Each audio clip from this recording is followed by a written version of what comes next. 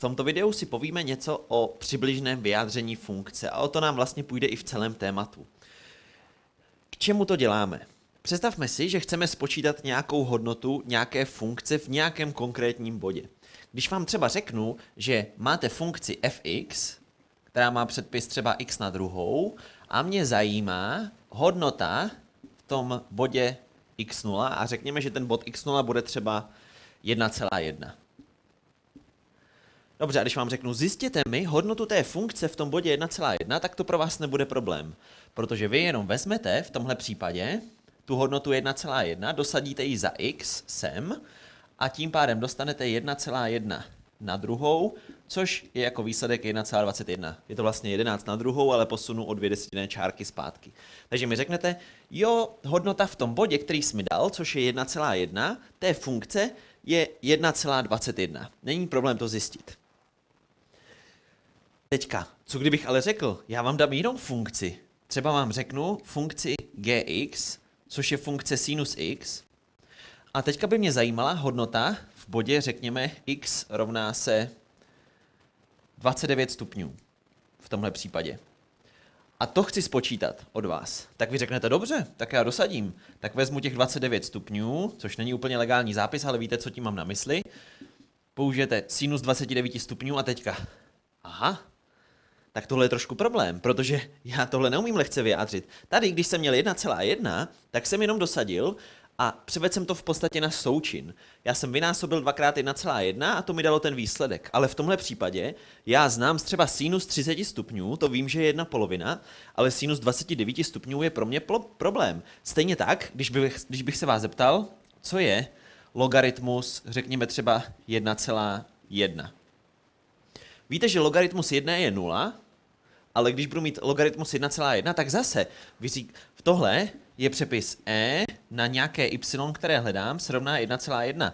Tedy na co musím umocnit iracionální číslo e, tak abych dostal 1,1. Zase úloha, která je pro mě neřešitelná. My obecně umíme 4 operace. Umíme sečíst, umíme odečíst, umíme vynásobit, umíme vydělit. Proto například zjistit tuhle hodnotu nebyl problém. Ale tady už potřebujeme trošku jiné operace, trošku jiné počítání na to, abychom zjistili skutečný výsledek. Samozřejmě, když máme kalkulačku, tak není problém, zadám to tam, ale jak na to přijde třeba ta kalkulačka, jak je to možné? A to je právě to, čemu se budeme věnovat v tomto tématu. My se budeme snažit, o co půjde. My máme nějakou funkci. Řekněme, že ta funkce běží třeba takhle. A nás zajímá hodnota v nějakém konkrétním bodě. Řekněme třeba v tomhle.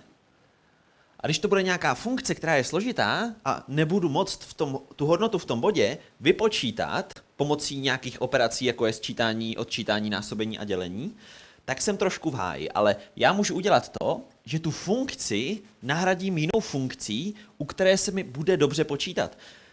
My se budeme v tomto tématu zabývat polynomy. Takže my budeme nahrazovat tu funkci nějakou jinou polynomiální, obecně n stupně, a co uděláme je, že pomocí nějakých operací zjistíme polynom, který je v tomhle konkrétním bodě a jeho okolí, řekněme, že třeba to okolí je takhle, zde, tak v okolí toho bodu ten polynom dobře aproximuje tu funkci. Tedy třeba tady se může chovat nějak, ale potom ten polynom třeba bude takhle a tady se zase bude chovat hnusně. Ale o co půjde je, že v tom konkrétním okolí, které mě zajímá, ten polynom bude celkem slušně nahrazovat tu moji funkci. A to je, o co nám půjde. My budeme mít nějaké funkce a my je budeme nahrazovat polynomem. To je ten Taylorův polynom, případně Maclaurinův polynom.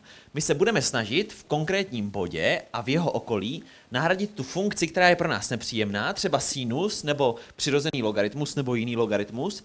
My se ji budeme snažit nahradit nějakým polynomem, tak, že potom, když budu mít polynom, tak pro mě není problém dosadit. To je ukázka zde. A kdybych tady měl x na druhou minus x na třetí plus 6x minus 2 třeba, tak by to taky nebyl problém spočítat.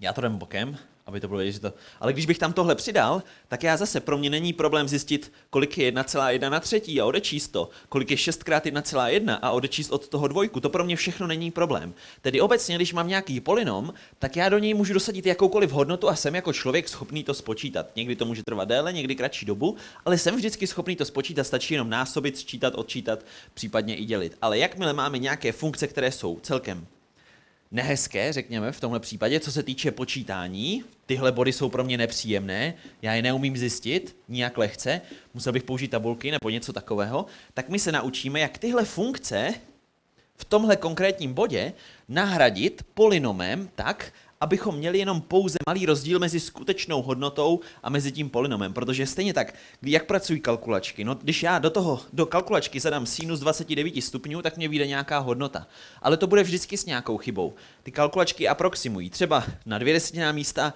třeba na 40 desetinných míst, ale vždycky aproximují. A k tomu například můžou využívat právě ten Taylorův polynom. Samozřejmě je to mnohem složitější v těch kalkulačkách, ale principiálně to, co se naučíme a to, co se dá použít v tu danou chvíli, je ten Taylorův polynom.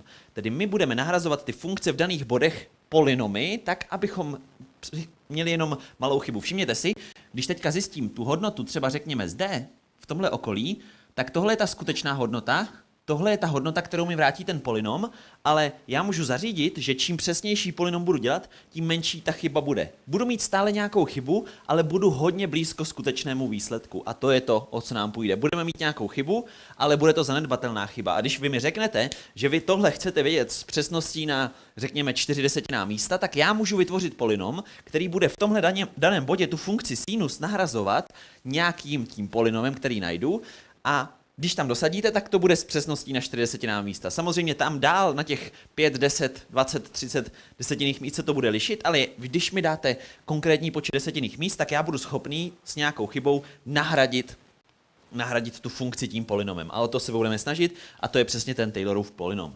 Nejprve si představíme v tom příštím videu něco jako diferenciál. Diferenciál v podstatě znamená, že my tu funkci v tom konkrétním bodě nahradíme pouze lineární funkcí. Takže když budu mít funkci, řekněme třeba nějakou takovouhle, tak já použiju, když mě zajímá nějaký konkrétní bod, tak řekněme, že třeba tenhle, tak já použiju někde v nějakém bodě, který znám, lineární funkci, která bude vypadat takto, řekněme, a pak, když budu chtít ten konkrétní bod, tak tady budu schopný spočítat tu hodnotu, ale tady nejsem, protože já udělám konkrétní příklad, než bych tady povídal do větru. Tak představme si, že máme zjistit skutečně tu hodnotu sinus 29 stupňů. Tak já se odrazím od toho, že znám sinus 30 stupňů. Takže já, když mám funkci sinus, která vypadá takto, tak já znám sinus, tady je pi půl, tady je pi čtvrt, tady je pi šestin. Zde, takže tuhle hodnotu já znám, ale když po mně, tohle je ta hodnota, kterou já znám, takže ještě to udělám trošku jinak, já to trošku zvětším, protože tady nebude vidět vůbec nic. Vezmeme si jenom tu část, kterou potřebujeme. Tady máme sinus a řekněme, že jde takhle. Jo, a tady je sinus pi půl. Tady je pi čtvrt a tady je pi šestin. A já tuhle hodnotu znám, to jsem schopný spočítat. Já vám řeknu, kolik je sinus 30 stupňů. Sinus 30 stupňů je 1/2, takže tohle je ta hodnota, ale vím, že to není ta přesná hodnota, kterou chci. Já chci sinus 29 stupňů.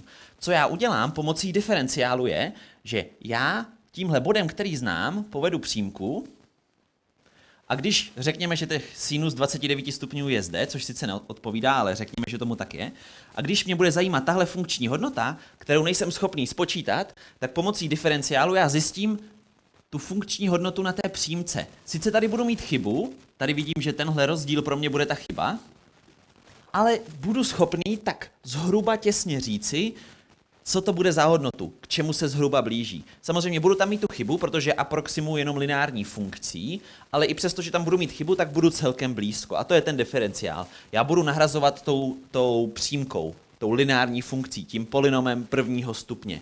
To přesně dělá diferenciál. A pak budeme ty polynomy zvětšovat, ty stupně toho polynomu budeme zvětšovat, třeba kvadratický a tak dále, 3. stupně, 4. stupně. A co pak se může dít? No, když mám zase tam stále tenhle bod, který mě zajímá, tak lineární funkce mi to aproximuje tímhle způsobem, je to nějaká přímka. Pak ale můžu použít třeba řekněme nějakou kvadratickou funkci, která by to aproximovala tímhle způsobem, takže zase budu trošku blíž. Pak můžu použít nějakou funkci třeba 3. stupně, která by zase byla ještě třeba řekněme blíž a tak dále. Takže my budeme nahrazovat obecně n-tého stupně, ale začneme tím, že si povíme něco o diferenciálu, jak nahradit tu funkci nějakou přímkou, tak aby mě hezky aproximovala v tom daném bodě tu hodnotu a pak půjdeme na ten Taylorův polynom, což je obecně n-tý stupeň nahrazování a řekneme si, jak ho zjistit. A pak nakonec Maclaurinův, což je jenom speciální případ Taylorova polynomu. Takže tohle bude náš plán. My funkce, které jsou pro nás nějakým způsobem složité a těžko se počítají, to může být třeba i odmocnina. Odmocnina z 1,1 taky není úplně příjemné pro nás a nemůžeme to nějak hezky spočítat, nebo 1,01 a tak dále. Takže my budeme ty funkce, které se těžko počítají, u jejich vyhodnocování v daném bodě nevyužíváme pouze sčítání, odčítání, násobení a dělení, ale musíme využívat nějaké operace navíc, tak my ty funkce budeme nahrazovat polynomy, protože libovolnou hodnotu v polynomu já jako člověk jsem schopný spočítat, protože využívám ty 4 operace. Ale když nebudu mít polynom, tak jsem trošku v některých místech nahraný. Řekněme to tak slušně.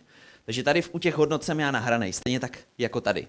Nevím, jak to spočítat, ale když já vím, že chci v tomhle konkrétním jednom bodě, tak já jsem schopný tuhle funkci nebo tuhle funkci v tom bodě a v jeho okolí nahradit polynomem a pak jenom dosadím do toho polynomu a když vím, že to je celkem přesná aproximace, tak stačí zjistit tu funkční hodnotu v tom polynomu a pak už mám ten přibližný výsledek, přibližné vyjádření té funkce v tom daném konkrétním bodě.